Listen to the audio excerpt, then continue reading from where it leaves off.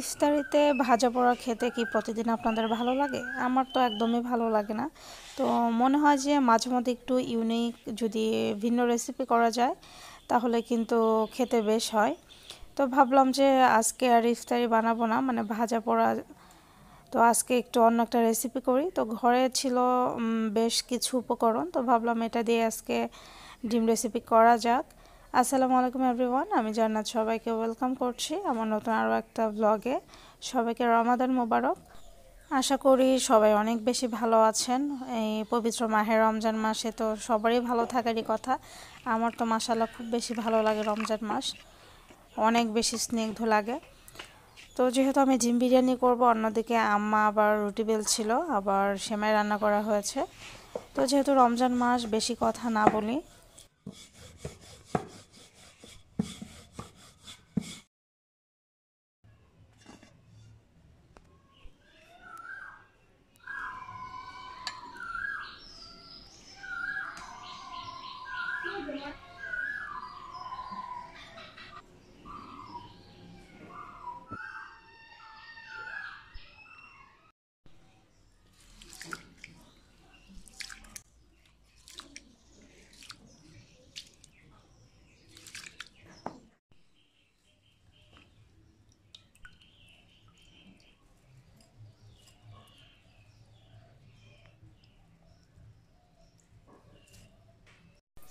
এদিকে ডিম ছিলে নেওয়া হচ্ছে, আর এখানে ডিম কিন্তু ছিলছে আমাদের ক্যামেরাম্যান।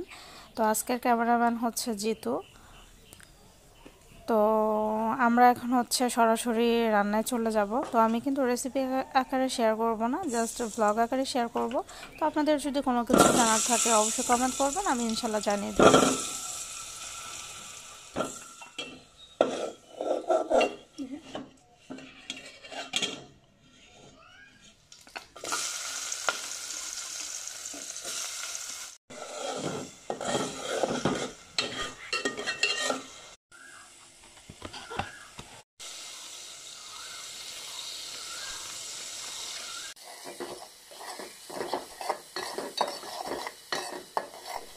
এখানে মোটামুটি আমি সব মশলা দিয়ে মাখিয়ে নিয়েছি, আর মোটামুটি আর বিরিয়ানি রান্না করতে আমরা সবাই পারি। তো এই জন্য আমি আর রেসিপি আকারে শেয়ার করলাম না। আর আমার মনে হয় যে ডিম বিরিয়ানিটা একটু বেশি ইজি।